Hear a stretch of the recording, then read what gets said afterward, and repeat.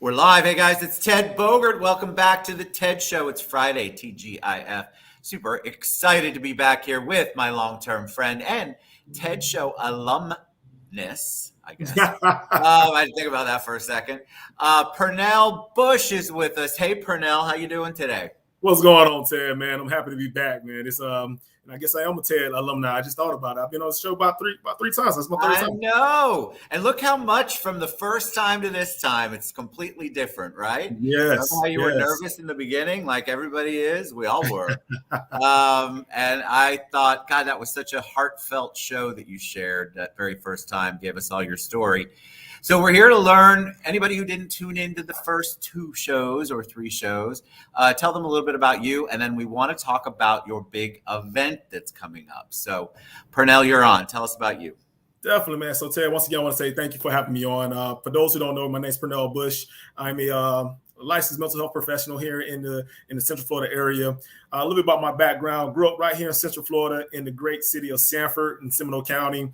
I tell people this, oftentimes people are like, how did you become a mental health therapist? It was never anything that was in the forefront of my mind. I can tell you that. This is something that I say it happened by chance, but I'm so happy and fortunate that I am in this career field. For myself, growing up in an impoverished community, leaving that area, got in a little trouble when I was younger, like a lot of our backstory sometimes, a little trouble when I was younger. But I was fortunate enough that I was able to enlist in the United States Marine Corps, where I served 4 years and did 2 combat tours as an infantry rifleman, where I came back home. And now when I came back home, I was able to attend school at both Valencia College and UCF. And people's like, how did you become a therapist? I said, I took a career aptitude test. And that career aptitude test pointed me in the direction of becoming a clinical social worker. And I was highly upset. I was mad because it didn't match me, Ted, for what I thought who I was when it said social work up there. And I'm like, social work? And I didn't know really much about social work. But I tell people I'm very fortunate. I'm very happy that test pointed me in that direction. And I was able to really propel me into a great academic career in college. And then also for the work that I do here in the community, providing mental health services through both my private practice and our nonprofit.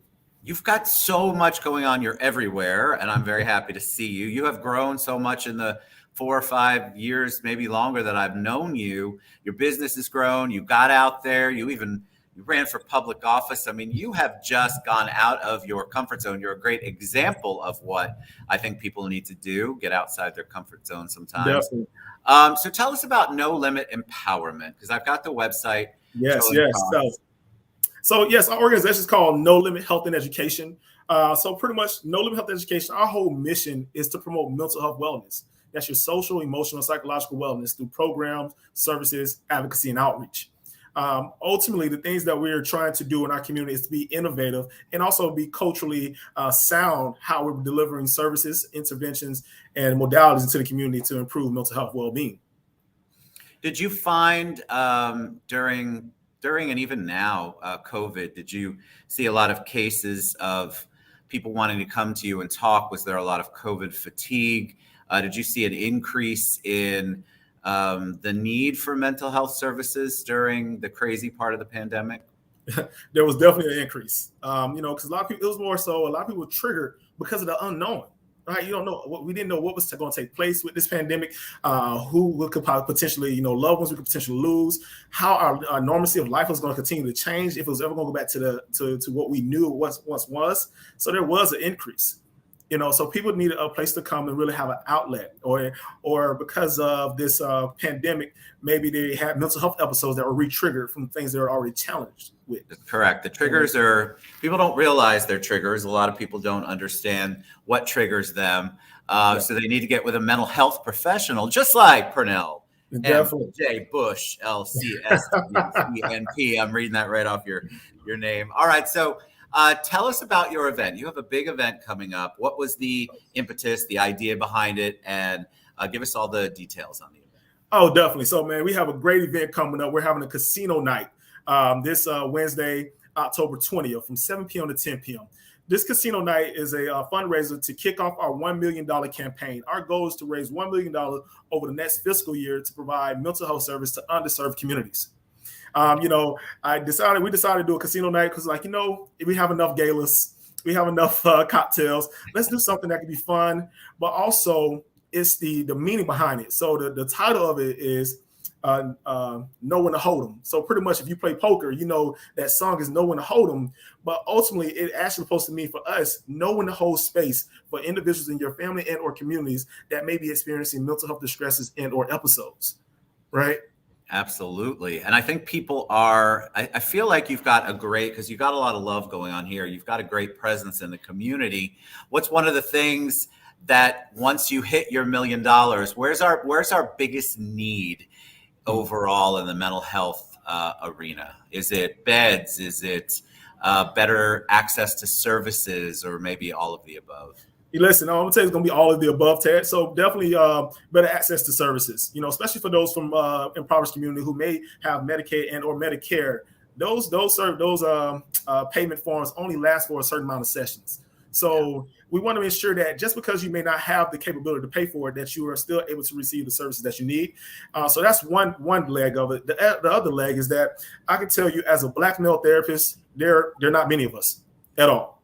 And I said, we can't just wait until we have another 2 or 3 come through school. So we have to be very proactive in the way that we're going about it. So what we're also doing, we're going out training other mental health professionals, other personnel and industries about how to have cultural humility.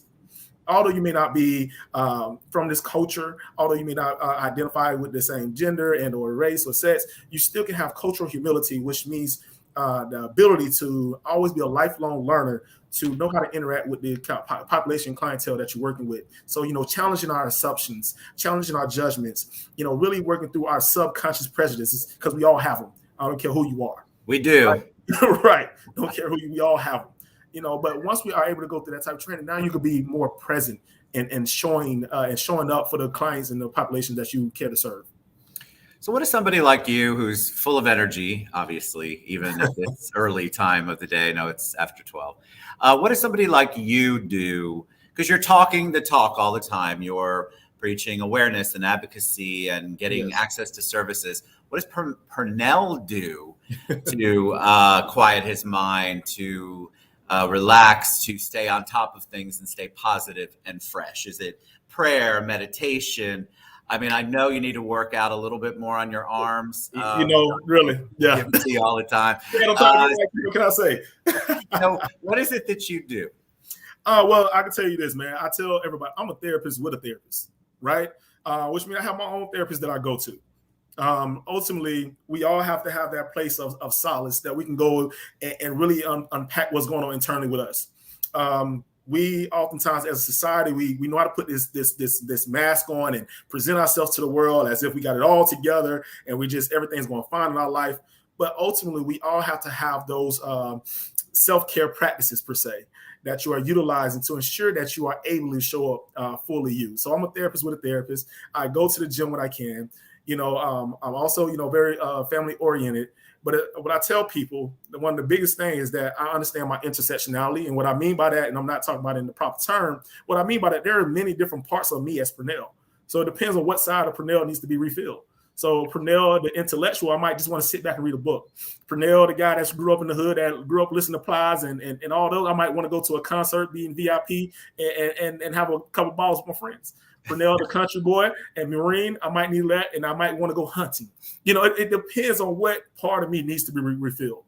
That's so important. I love that. I've never heard anybody answer like that. It's so true. If you're looking for one size fits all to refill your cup, to get back, to recharge, you may be refilling the wrong area. So it's really good for you to kind of identify what it is, where that need is, where that missing part is, so you can refill. All right, tell them how they can people still donate? Are there silent auction? Can people buy tickets? How do they get involved? And how do they find out more information about the event? Yes. So we can definitely still get involved. So if you want to get purchase tickets to the event, the tickets is $25 per individual tickets. Where you can go to Eventbrite, type in No Limit Health Education Casino Nights. We also still are looking for sponsorship, so we have different sponsor levels that you can come in at. We're looking for the big platinum sponsors. You want anybody out there want to donate $10,000 to be our platinum title sponsor? It's still an opportunity. If you can't come, that's okay. You can still support our initiative by going to our website and donating, where you have get your tax deductible donation at www.nolimitempowerment.org. Hit the donate button and donate. Literally, we're just trying to make an impact. We're trying our best to really move our community forward in a healthy manner. So as I tell everyone, it's still your opportunity to join this movement to heal our community. Perfect. See, you're good. You're so good at this. NoLimitEmpowerment.org. I want you guys to go check it out. Check out what Pernell is up to. Donate a 10, 25 bucks. I love the lofty goal. I love $1 million. I love that there's something there. And I love that you know what you want to do with that. I think it's so important when you're trying to reach those goals, kind of let people know, hey, this is what I'm thinking about doing. So Pernell, you know how much I love and appreciate you and all that you do. You guys go out and support Pernell. Come to the event on October 20th. Go to No Limit Empowerment, right? Yeah, NoLimitEmpowerment.org. Yes. All right. Appreciate it. Thank you so much. All right, guys. Get involved, give back. All this stuff with mental health awareness that I keep hearing about and seeing all over the place. I guarantee either you or you know somebody who needs it. I think we all need it. And I love a therapist with a therapist. That was a great answer. All right, guys. We'll see you soon. Get involved.